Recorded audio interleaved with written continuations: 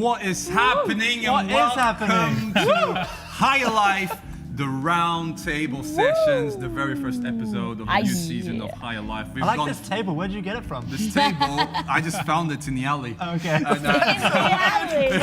I grabbed this table in the alley and then I thought, let me bring it in. I saw some cloth on the floor.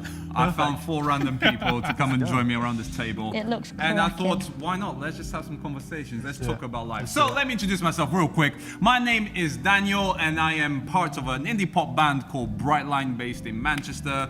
Let's go around the table. Why don't you just, well, you start with you, bro. What's your name? Who are you? What are you doing here? Where did I find you? I don't know! I'm the first knight of the round table. My name is Mark, thank you. That deserved a bigger laugh, that's fine. I'm Mark. I play guitar for Amongst Wolves. That's why I'm here. Right. My name is Jacob. You have to sing it like that, you can't just say it. Yeah, I have to sing it because I'm in a band as well. I'm in Brightline. I also play guitar and bass and do some BVs. So there, Mark. Ooh, baby. You one up me, damn it. I like that. What about you? Who are you? My name is Gina and I'm a singer in OTC. Happy days. Great.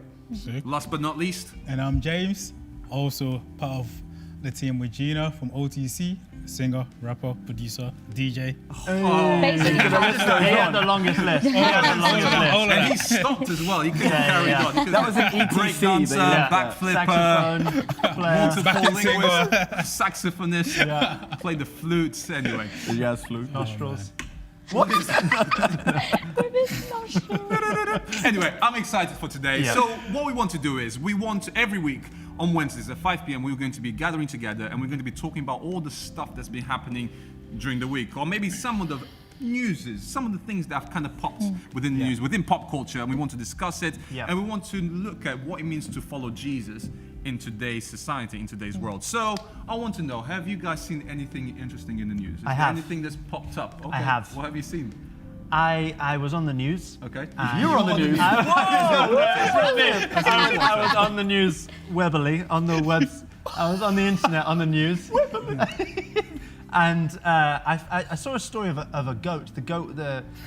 A policewoman in America left her door open and a goat climbed in and closed the door behind her and ate all of her paperwork. And then she couldn't get the goat out, and as she was trying to get the goat out, it bucked her and knocked her over. Like ate all the paperwork. That's like the worst excuse for coming, not coming to work, sorry. is it? I didn't do my homework. My goat. Go ate my homework. I broke it and evidence. locked me out my own house. Oh my gosh, that's amazing. The question is, did the goat get arrested?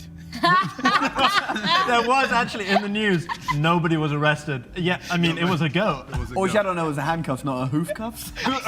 Good one. Thanks, guys. Good one. What about you, Mark? Have you seen anything? Yes, I interesting? have. I have found there's a guy, an 80-year-old guy in France, Okay. was trying to swat a fly, and he grabbed his electric fly swatter, and I want to make sure I get this wording exactly right.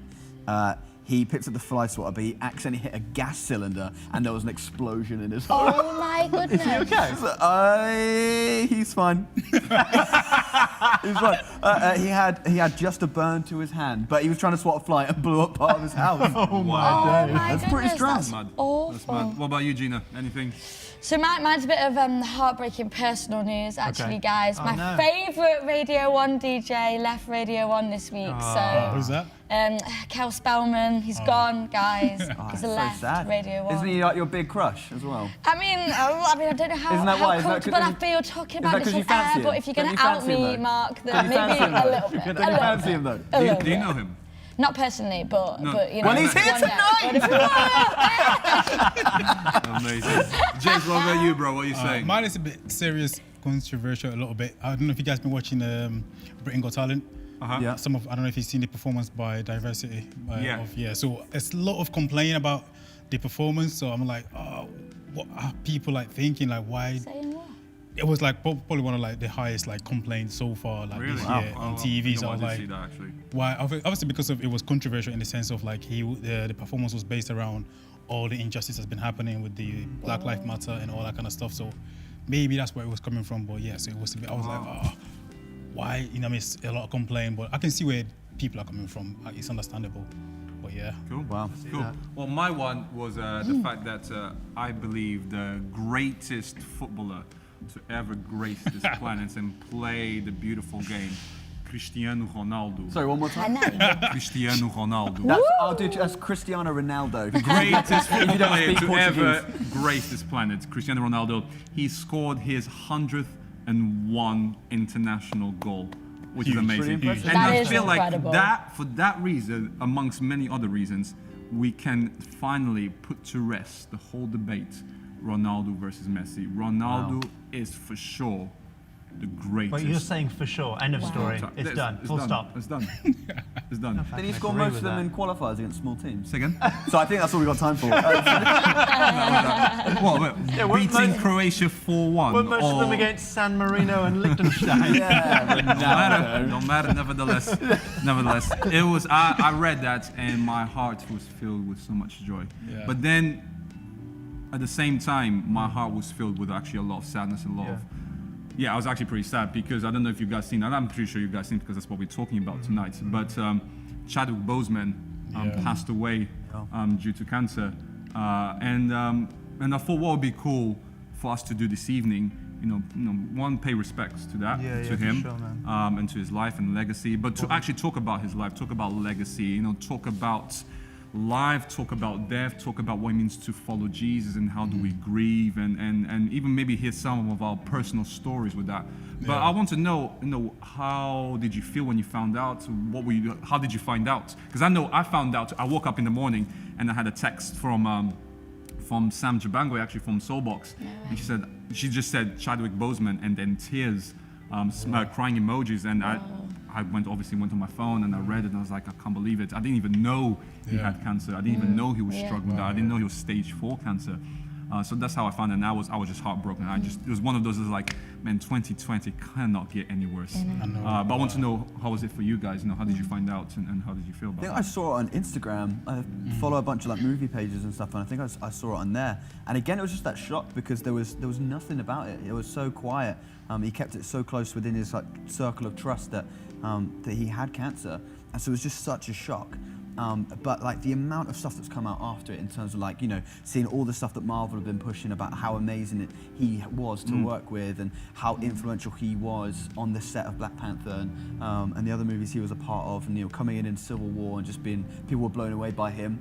And again, the cultural significance of having a massive black superhero is awesome. And he's paved the way.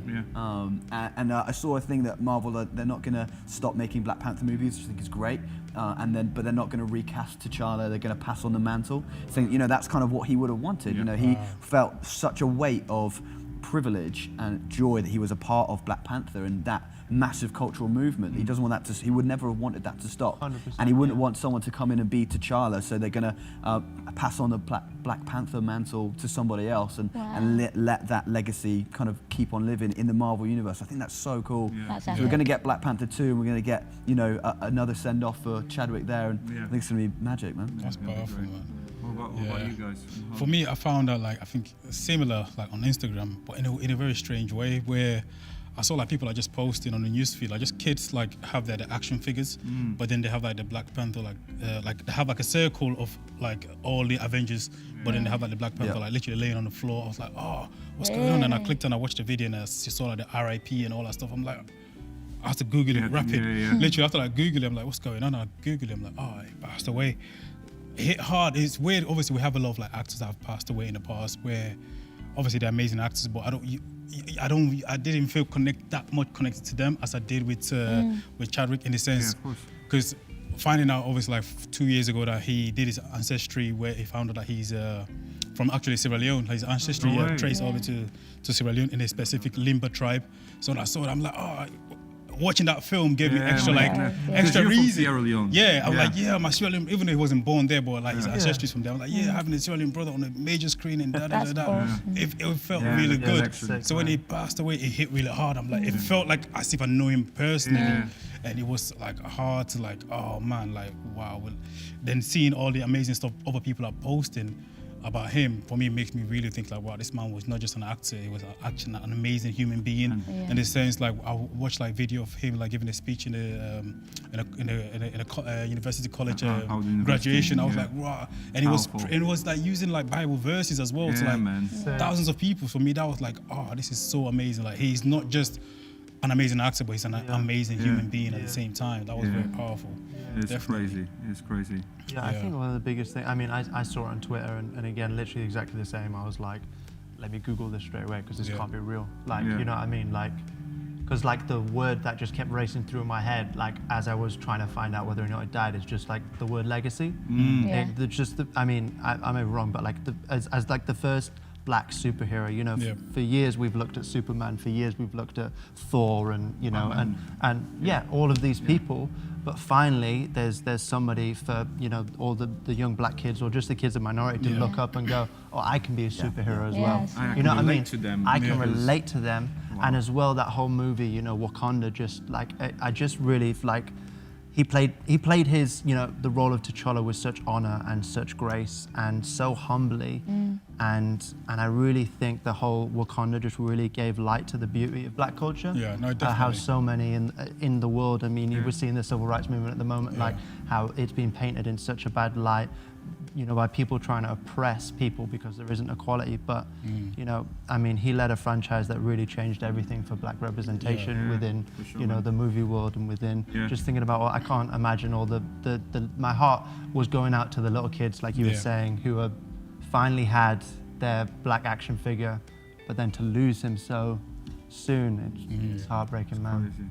What about you, Gina? I just remember like being shocked because it's so young. To be fair, I thought he was younger than he was, right? I couldn't believe that he was in his 40s. But for me, I was like it just didn't make sense to lose somebody that soon and that quick. And because we had no idea, right? And I don't know how he did that. He was shooting Black Panther whilst having like chemo, and I think that's just a lot about who he was as a person, surely, to be battling all that. I think Michelle Obama actually tweeted when he passed away, like to be representing a black superhero in that way, to be carrying that, to be going on set every day, working, and to be in so much pain and to be suffering with something like colon cancer, like that's insane to be able to do that and to carry that. So For sure. And his mindset as well, I found out today that his mindset was amazing.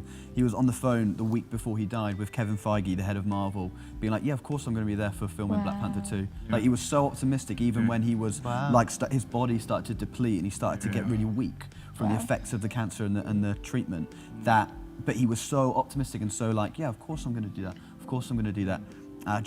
Like my heart, again, similar to Jacob, my heart goes out to people who, you know, like you're saying, James, feel close, feel more connected to him than other actors, other superheroes. Totally. And just real quick, just to finish, I was watching, like, I think Marvel like gave so much tribute, and I was watching a video that Paul Rudd, you know, Ant-Man made, and he said, for all of those who called Black Panther, all of those who called T'Challa like their hero, know that Chadwick was an even bigger hero in real life. You know what I mean? Like, Man, what kind of, what a crazy, what a crazy role model. Yeah. For sure. Something that you said was really interesting. You said that no one in the circle really leaked the fact that he had cancer. And I read this quote because I saw a quote that says this: essentially, no one knew Boseman's diagnosis beyond a very small handful of people, including, you know, his agent, trainer, and all that kind of stuff. And that was what Boseman wanted, and his inner circle respected his wishes. The fact that everyone around Boseman maintained this secret so carefully and completely, right up to the day they died, is a heroic act in of itself. You know what I'm saying? And I was reading that and I was thinking, like, oh my gosh, he had that circle of friends around him that had his back. So, what do you think how does friendship play in this? You know, do you think this is something that is essential, that is important, having these people around you that support you during this period of time? I don't know. I just want to hear what you. I think it's powerful, like, when you're like facing certain like battle in your life, it's important like the friends that you have around you, because they can be your shield. Because it's important when you're dealing with certain stuff, you want to have a group of people that you trust, that you can tell. But at the same time, what you've told them, you trust them with that they won't pass it on to someone else, because that's not your wish. And so for them to like respect and honor his wish, even though he was battling it, but still kept it tight until the final day, for me, it just shows, one, the importance of like having people that you can trust, but also it shows that when you're in that position, like, you know what I mean, as someone that everybody look at, it's also important to have people that actually have your back, that love you, that trust you, and you trust them with your intimate, like, hard things that you're battling, you're dealing with, but they're like they got your back as well, saying like, you know what, bro, we are with you. That That's actually good. gives Yeah, you yeah. like it No, gives it's you good, hope. man. Yeah. It gives Yeah. you strength. It gives you like you know Yeah. what I mean, the force to keep going, to keep pushing. So Yeah. I believe him having those people around him kind of like help him a lot with battling every day, waking up and having you know a hope, having a purpose every single day. That really helped having like a good niche of like friend that you can trust. Good, man. It's good. Any other thoughts? You're just back to having friends and having a circle around you. One of my good friends actually lost both of her parents. As you can imagine, that was a crazy, hard time for her. And we as a friendship group, as the girls, didn't really know what to do. But we'd all planned to go to Ibiza that summer, right? And all of a sudden, this thing happened, and we were all like, "Oh my gosh, what do we do?" She couldn't afford it for various reasons, but we all just chipped in and like paid for a holiday, surrounded her, Ibiza. like just tried to like be there as much as we could. We didn't Nice. always know what to say. But we were just present and there and just doing whatever we could and just tried to bring her in and make her feel loved, I guess. And I think Yeah. a big thing as well is makes you think is like we're not supposed to go through it alone. Yeah, Not- for sure. You know what I mean? And that's like the whole thing, you know, we're Christians and like even the Bible, when God created the first person, he was like, wait a minute, You're not meant to be I'm alone. not meant to be alone. Let me Not meant to create, be yeah. let me create somebody else. Let me create a friend for you because we're not supposed to go through this alone. And, Yeah. and like, yeah, and it makes you think of, you know, the cheesy thing, but you know, friends are the family that we get to choose. Yeah, yeah. You know, that thing, like friends are actually family. They're Yeah. people who are going to be there for you. And it's so important to surround yourself with those kinds of For people. sure, man. It's so true. It's so true. And interesting, because I saw that that that speech that he did at Howard Yeah, University, so good. and I'm watching it, and I'm like, oh, now I know what you're going through as you're saying that. Oh. Wow. But then I'm thinking, but the stuff that you're talking about, and you're bringing God into the conversation, and you're actually pointing to God, and you actually saying, this is what was crazy. He kept saying that, you know, God was directing his steps, and God had a purpose and a plan for his life. And I'm thinking, what a bold statement, knowing that you are at this stage in life where life could just end. Nevertheless, you have this trust that God has your back, that God is Yeah. with you. Yeah, wow. You mentioned it that, you know, we are Christians, we all believe in God, we all follow Jesus. So I wanted to know if, you know, any of you have ever experienced grief, especially relating to someone passing away. You know, the Cambridge Dictionary says this, that grief is defined as a very great sadness, especially at the death of someone. So I'm wanting to know, have you ever experienced grief before? Have you ever experienced grief when someone has passed away? Yeah. And as a follower of Jesus, as someone that follows Jesus, that loves Jesus, how was that journey? How did you navigate all that? Yeah, for sure. I'll jump in. For me. So back in 2016, my nan passed away, and it like shook me. It shook my family. It was really sudden. It was like, honestly, it was like 1 minute she was there and 1 minute she wasn't. We had a phone call saying, oh, she's been admitted to hospital. We had no idea what for, and 3 months later she passed away. It was, yeah, and it shook all of us. But what you're saying, what does it mean for us as Christians? It's like a double-edged thing. It's like two tracks. It's like, of course I'm grieving, of course I'm sad, but in the Bible, like we know she's in heaven now, and in the Bible it says that heaven, right, is a place where there is no sadness. She died from cancer. Heaven is a place where there is no cancer. Heaven is a place where there is no tears, and heaven is a place where I will see her again one day.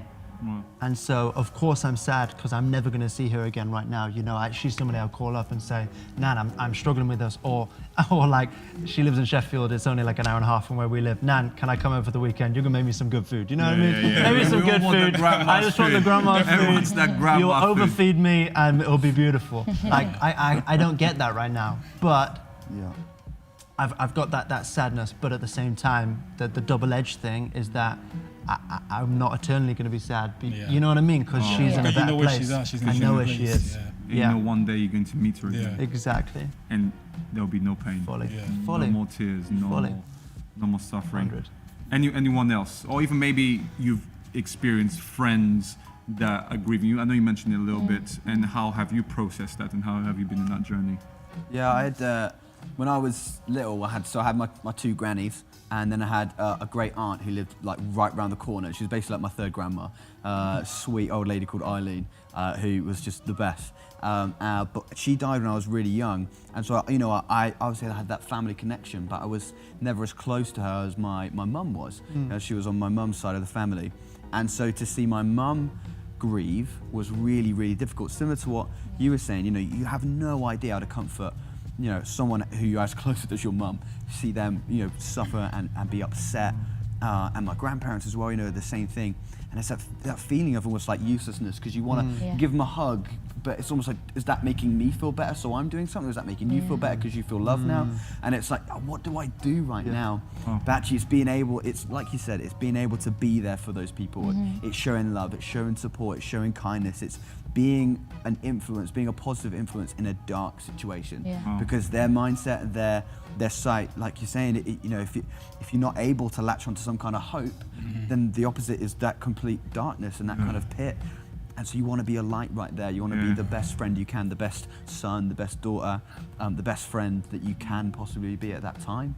But it's so difficult to watch. And I think, if you're feeling that uselessness around people who are grieving, that's okay. Like that's almost natural, because that to me is a sign that you've got a conscience, because it's like of course, man. I want to help this person, but I just don't know how. But it's a good starting point. But just saying, be better, be a closer friend, be a better friend than you were before, and just be that support. And if they need a shoulder to cry on, if they need someone to process with, then you can step in and be that. But if they don't, then just send them to Ibiza, give them a good time, let them have fun, and just step up and show what you can. I think that's a big thing. Sure. And that's true friendship right there, isn't it? Yeah, And yeah. you know what? And that's a mature type of friendship, because I feel like many times you'll be like, oh, why they don't open up to me, or why don't they say stuff to me, or why, what I'm saying, you're like, and then you start thinking about yourself. You're like, man, you got to you flip it, man. It's not about you. It's not about you. It's about this one person. You know what I'm saying. You mentioned hope, and that's one of the things that we know with all the music that we write, and when we do gigs, or when we used to do gigs prior to COVID. But hopefully, even though that COVID pressed the pause button, is going to come back again. The play button is going to be pressed again. Not rewound. Not rewound. It's going to be played again, and we'll be back in your school, and we'll be back on stages and festivals and performing and bringing a good time. But the reason why we do it is because we want to bring a message of hope, right? We want to tell people that in the midst of the storms of life, there is hope. In the midst of all of this, there is hope. And even just hearing Chadwick, when he was talking at the Howard University, or even some of the other interviews, even though he knew that he was in the midst of a storm and that his journey on earth was coming to an end, he still spoke with hope. And this wasn't about, and as I look more into this wasn't about wishful thinking. This was not just about human optimism, like we can do this and all that kind of stuff. I genuinely believe that this hope has a name, and his name is Jesus. And one of the things that Jesus says is that he is with us, that he will be with us until the very end. That during the good times, he's there with us. During the bad times, he's there with us, which fills me with so much hope. You know what I'm saying? It fills me with so much comfort, because I'm like, I don't need to go through this alone. I got friends around me that support me, that encourage me. But not only that, I know that Jesus, that he is there with me. And maybe you're watching this and you don't know about that. Jesus loves you. Jesus cares about you. He says that he has a plan and a purpose for your life, and he wants to be on this adventure called life with you. You don't need to merely exist, but Jesus came to give life so that we can live life to the full. And the reason and the way that he did that is by dying on the cross and coming back to life in order for us to be reconnected with God again. That's the beautiful thing. That's what Jesus does. He brings us true life in order for us to be able to follow him forever. So maybe as we wrap up, as we come into 30 minutes, we don't really want to go more than that. Any tips, anything you would say for someone that probably is watching this and they're going through a hard time? Maybe maybe their nana just got diagnosed with cancer, or maybe their friend that just passed away, or maybe they even with the whole Chadwick Boseman passing away, they're really struggling with it. Is there any kind of tip, anything you'd say? Why don't you try this out. This has helped me. I think for me, I think the big thing would be open up. Yeah. Find someone who you can talk to, because the easier. Well, sometimes it seems like the easiest thing to do is to keep it hidden, keep it to ourselves, and just I'll get over this in time. Yeah. But this stuff always comes back to bite. This stuff can sometimes have an effect on how we think and how we treat life in the future. And so I would encourage you, if you're struggling with this stuff, find someone you can talk to. Say, you know what? It might sound silly, or I might sound like this or that. They won't mind, but just say, you know what? I'm really struggling with this. Can I talk to you? Can I process some of this stuff? They might take you out for coffee if you can. Might just call you up when it's late or whatever. But I would encourage you, tell someone, whether that's a friend, whether that's someone in your family, for sure. someone else who has experienced this kind of thing in their past. Open up to someone and just let them into your life, because it could completely change the situation for you. That's good. Any Yeah, other I definitely agree, because we all at some point have experienced that all-time low and we feel like there's no way out. And for me, in my personal journey, literally where I was like in a place where I thought there's no hope, there's no way out, and the voice is telling me that there is no way out, you should just give up. But then there's another voice that's telling me, no, there is a way out, there is hope, and that literally there is no other way, there's only one way, and that way is Jesus. Like, just give him the best that you have. So for me, when I was in that situation, I said, you know what, I'm going to give Jesus my 150% and see what he does. Because then after that, I can then start reasoning, start thinking. But literally, when I gave Jesus my 150% in that position, I didn't care what I was going to look like. I don't care what other people are going to tell me. I don't care about my feeling, because sometimes our feeling would tell us to go to the left, but really we need to go to the right. You understand? So sometimes it's like over surpassing that feeling of like your comfort, like, oh, just stay inside, close the curtain, stay in the dark, don't speak to anyone. That's what you want to do, but really that's not what you should do. Like Mark was saying, like, find someone that you trust, speak to them and say, this is what I'm going through. How can you help me? Then that person, he or she might, say, oh, I've been through what you've been through. This is how I got out. I went to the church, or I read this scripture, or I read the Bible. So sometimes just having that person that you can, trust and have a communication with, it takes so much like pressure off your shoulder. It takes so much like, dark cloud over your head, because now you have someone that you trust, you can have a communication with, and they can hopefully lead you like to the right path. Like, then who knows, maybe a week or a month later, you're like, whoa, thank God I spoke to my friend, or thank God I spoke to my mom, or thank God I spoke to this person. I'm in a different place now. By just actually having that conversation. So it's very important to actually like have someone that you trust and have a conversation with, and like share, but don't keep it to yourself. Sick. And I guess we're talking a lot about communications. I would even put the challenge about praying. I just literally, which is literally just chatting with God the same way we're chatting right now. I believe that God is always willing to listen to us. God is always willing to listen to you. So maybe wherever you are, just say, you know what, God, I don't know how to do this, but just start talking. And I believe that God will listen to you and God will hear the stuff that you have to say. Remember, there is hope. You are not alone. There's a way out, and his name is Jesus. Here's the way, here's the truth, the life. He wants to give you true life, real life, not just mere existence, but true life. And maybe, maybe you don't even have a Bible, and you kind of like, I would love a Bible. We're giving Bibles out for free. Last week, we gave 3 Bibles out for free, and the link is in the description. So just click the link in the description, just put in your details, and we'll send you a Bible straight away. We'll go straight to your home, and you'll be able to have it. Nice. Which is great. You know what I remember, right? I remember, because I think I watched it with you. I watched Black Panther with you. And we watched it on the day before Shola got married. We went to the cinema. Because that was part of it. Shola, one of our friends, he heads up this training that we called Message Academy. And so all of us, all the groomsmen, went to the cinema. This is when we could hang out in mass, right? Which is always weird when you see pictures of old days. You're like, whoa. Get away that's from each other. Wrong.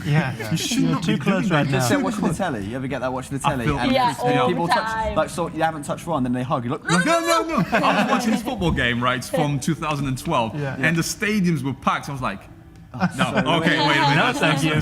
That's not right. But anyway, I remember we went to see it, and I didn't really know what to expect. I was excited because it was like Black Panther, and there was a lot of hype, but I was like, I don't know what to expect. And I just remember coming out, and I just seeing everyone, Wakanda forever, and everyone just kind of walking around. Just like, I was like, yes, that's a so cool cool, symbol. You know what I'm man. saying? That everyone just like, it's that symbol of hope. You know what I'm saying? It's that symbol of, yes, Come on. Yes. come on, let's do it. So remember, there is hope. We love you. God loves you. We'll be back next week, Yeah. 5 p.m. Come and join us. We're going to be Yeah, talking yeah. about a whole bunch of other stuff as well. We love you. Make sure you follow the socials. If you want a Bible, click the link in the description. See you next week. Remember, there is hope.